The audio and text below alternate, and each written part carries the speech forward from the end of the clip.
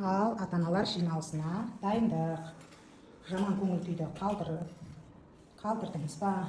Одан кейін мына жерде сұрақтар тұру табан іздерінде барлық сұрақтарға жауап беріп, жиналысымыздың төріне шығып, мына жерде өзінің заттарын таңдап, барлығына жауап береді. Тәрбие жөнінде.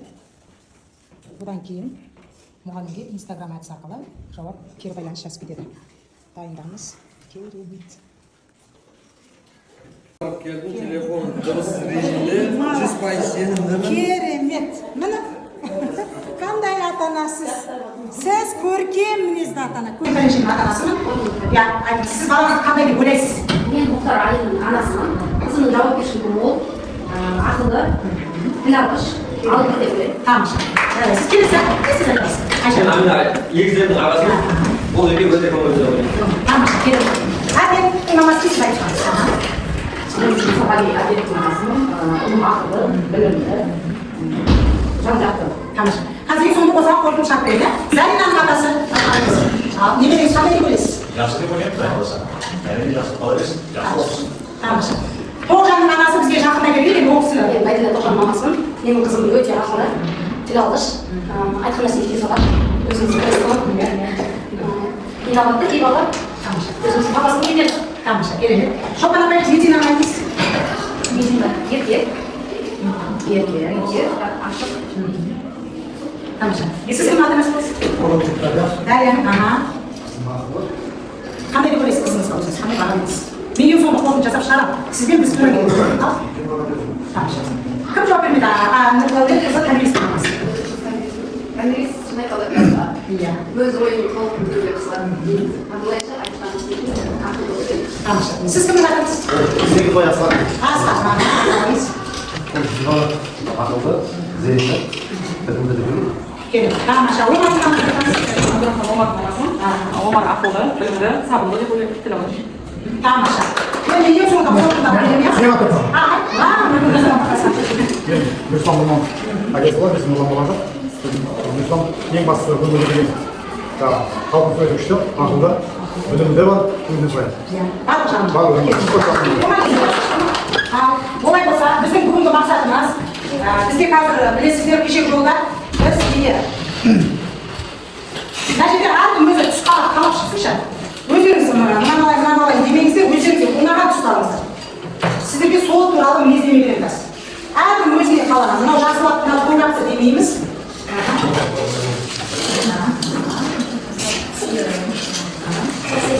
Енді мұғалім деген, ойбай, бере саттым қалаған алсын. Мұғалім деген психолог та, педагог. Міне, өздері қолдарыңызға қағазды қараңыздар, сол қағазды өздеріңізге сай мінездеме берді ма? Әлде дұрыс емес па? Мысалы, конкурстан алған кісілер, сіз ақкөңіл, бейқамшыл, табысқа құмар адамсыз. Бала тәрбиесіне кейде немқұрайлы қарайсыз. Балаңыздың оқу ісіне жиі қадағалауға алғаныңыз дұрыс болады. Көктемде, иә? Сары, дұрыс деп жатыр деп ойлаймын, мен Айшаның арқасында. Кеттік Сары, өте әсерлі, сезімтал, көпшіл, ерік күші мол, қайсар, түрлі идеяға толы адамсыз. Сіз бала тәрбиесіне жауапкершілікпен қарайсыз. Балаңыздың өсіп дамуына үнемі көңіл бөліп отырасыз. Балаңыздың болашағынан үлкен үміт күтеді екенсіз. Сарлар, керемет, тура түскен сияқты я барлығын, жақсы. Бір беткей, мақсат мұратқа жету үшін күреске дайын адамсыз, тура. Балаңызға көп талап қоясыз. Өте керемет айтылған. Қатал қарайсыз, айтқаныңызды орындататын ана екенсіз. Жасылдар көрсетіңізші. Жасыл тура түскен. Заринаны да таяқпен ұстаймыз. Тоғжанды да білімін. Қайтып кетсе жолдан қайтарамыз, тура бұл қатама. Барыңызға тура түстау дейм, иә? Көп ақылы бейтін табысқа. Мақсатымыз ата-ана мен баланың арасы жақсы болу. Бұл жерде былай жазып қойдық. Бұл жерде ұлға әкенің тәрбиесі басты рөлде, қызға ананың рөлі басты рөлде. Дұрыс айтылған ғой, ең баланың басты ұстазы ата-ана. Үйде қандай тәрбие алады? Мен бұл жерге келгенде 45 минутта ол тәрбиені жүзетіп ала алмаймын. Сәл салғаны соның бірі. 100%-дің бір 20%-ын ғана ретіп бере аламын. Қалғаны үйде не көрсе, ұшқандар соны біледі. Өсек екеніңді соны жасап отырады. Балдарға да әрдайым соны айтып отырамын. Онымен келісесіздер, енді бізде қауіпсіз жаз ата-аналар жиналысы дегеніміз осы. Бұл жерде ертең алдымызда жаз болып жатыр. Суға шомыламыз, күн өту болады, біздің балдар кішкентай, сондықтан осының барлығын қадағалап отырамыз, ата-ана күнде сұрақ жауап жасап отырамыз. Балаға бұл жерде сенің жасағаның дұрыс емес дейміз, сенің қолыңнан келеді, екеулеп жасап көрейікші деген сөздерді айтуымыз керек. Сонда ғана бала мына жердегі сіздердің айтқан жұмыстарыңызды ғана жасай алады. Бұл жерде далада көп ойнауға болмайды, өз уақыт қойып бересіздер. Бала күн өту және ыстықтан шаршайды дейді. Су айдындарындағы қауіп, жол көлік оқиғалары, өрт қауіпсіздігі және электр құралдары, интернет қауіпсіздігі. Бұның барлығы үйдегі және бейтаныс адамдармен қарым-қатынас және улы жәндіктермен өсімдіктер. Бұның барлығын мен мектепте айтып отырмын күнделікті, бірақ ата-ананың айтқаны бізден қарағанда көбірек жаңағы үйде көп айналысасыздар ғой. Енді бұл жерде жаңағы үйдегі сіріңкені, отпен ойнамау, газ ұстамау, жаңағы көшеде от жанып жатса барып соған қарай ұмтылмау, осының барлығын айтамыз. Төтенше нөмірлердің барлығын балалар біледі, күнделігінде жазылып тұр, соны қадағалаймыз. Және жол қауіпсіздігі. Жолдан өткен кезде оң жаққа қараймыз, сол жаққа қараймыз деп айтып күнделікті тапсырып отыруымыз керек. Өйткені олар кішкентай. 4-ші класста ғана өз естерін жиып, ненің жаман, ненің жақсы екенін ажыратып. Оған дейін біз ғана демеп отырамыз. Сабаққа бармаймын десе, сен ақылдысың, сен бар деп солай мотивация беріп отырсақ, бала кете береді. Сен бармай-ақ қой, ананың баласы жақсы, оның баласын қарасам, осылай келіп жатады, мен сені олай жасай алмаймын десеңіздер, бала қақпа кете береді. Ал мектепке не үшін мен балалардың сабақтан қалмайды, күнделікті деп айтпай, арасында болмаса қалмайды. Өйткені мен бұларға күнделікті мотивация беріп отырмын қолдан келгенше. Бұның ақылы көп, бұл жасай алады. Бұл бала кеше келмеп еді, біздің сыныбымыз тыс болмады. Біз ана есепті шығара алмадық. Бұның көмегі керек деп отырғаннан кейін бала талпынады. Тек қана балаға сенім ата білуіміз керек. Одан кейін мынау жаңағы табиғаттағы жаңағы қазір енді улы жәндіктер енді оянып жатыр көктемде, соларды ұстамауға, кене жаңағы шөптің арасына көп кірсе балаға жабысып қалуын, осының барлығын және саңырауға қатырып қалуы, алып жеп көріп бірдеңе істеп көруін қадағалаңыздар деп жатырмыз. Сосын қоқыстарды жол бойына тастамауымыз керек. Өзіміз машинада кетіп барып, лақтырып үйретпеуіміз керек, өзіміз жинап шыққаннан кейін тастап, бала не көрсе соны жасап кетеді. Одан кейін су қауіпсіздігі. Ертең уже суға түсу, бассейнге бару болады. Жүзе алатын баламыз бар, жүзе алмайтын баламыз бар. Сондықтан сол жердегі барлық ережені сақтап отырамыз. Жазда да, каникулда да болса да жауапкершілік бізде де болады, біз сіздерден хабарлап отырамыз. Тілхат береміз, тілхаттың өзінде де хабарлап отырамыз. Баламен мұғалім, ата-ана тығыз байланыста боламыз. Мен 4-ті бітіргенше аман-есен осы жағдайын барлығын қамтып бірлесіп жұмыс жасап отырамыз.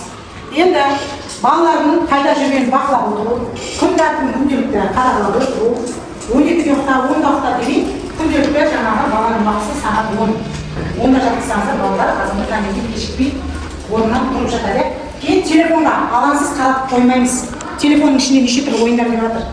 Сіздерде интернет болғаннан кейін бала білмейді, бір нәрсе кіріп қалса, қазір интернетте көріп отыр. Үлкен адам бар, кіші адам бар, барлығын бақылап отыр. Спутник бәрі бар. Содан кейін баланың кірген уақытысында сол сообщение жүргенде бала басып қалуы мүмкін. Сондықтан біз қауіп қатерге кіріп кетіп жатырмыз. Балаңыздың қандай болғанын қалайсыз? Жалпы былай алғанда баланың келешегін ойлаймын. Келешегі үлкен азаматша болса деймін. Жеңіл әрі білім жағынан алатын бір мамандықтың егесі болса деп өзім ойлаймын. Қызым да балам да бардаласы кім дейді. Мен немере туралы не айтамыз?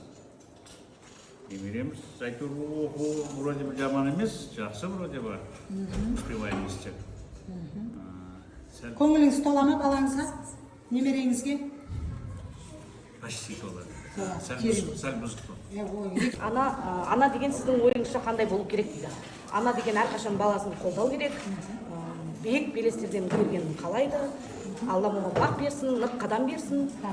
Соны көтеретін Аллахым салмақ берсін. ерекше ұнататын пәні.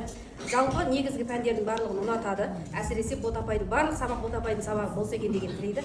Соңғы кезде математика пәнін ерекше ұнатып жүр. Жетістігі де бар шүкір. Әке деген сіздің ойыңызша қандай болу керек дейді? Әке деген ең бірінші балаларға не дейді? Қолдау көрсету керек. Тамаша.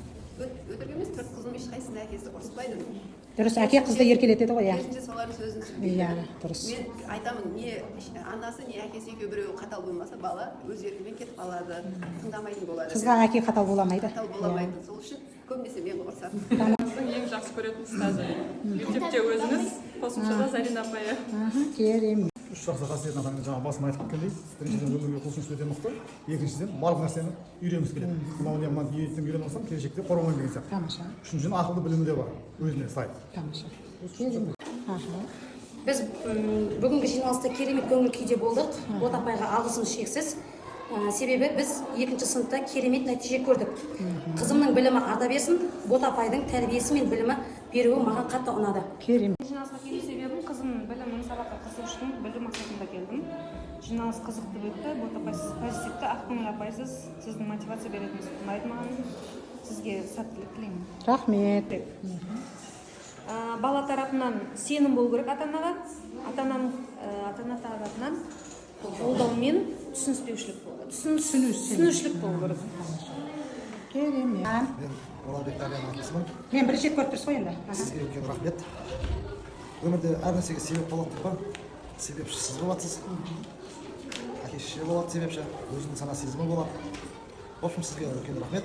Сол қызды себепкер болып жатқан. Осы ата-аналарға да рахмет. Иә, сіздерге де рахмет. Ешті қалаватқанына таң қалам қазір. Бізге ешкім қаламаған әке-шеше. Ондай жағдай да болмаған. Иә. В общем, сіздерге рахмет. Ботапай сізге шығармашылық табыс тілеймін. Шәкірттеріңіз биіктен көріне берсін. Қызымның сіздей апайы болғанына мақтанамын, қуанамын. Сәті түсіп, Алланың сәтісі осы мектепке келіп, сіздің сыныбыңызға түскеніне әлі күнге дейін шүкіршілік айтамын. Осы жылды табысты аяқтап жатырсыздар. Келесі жаңа оқу жылына сәттілік тілеймін. Рахмет. Ботапай сізге мың алғыс, еңбегіңіз жемісті болсын. Бүгінгі жиналыс өте ұнады. Бұдан да Рамазан баламның білімін арттыра беріңіз. Сізге үлкен алғыс.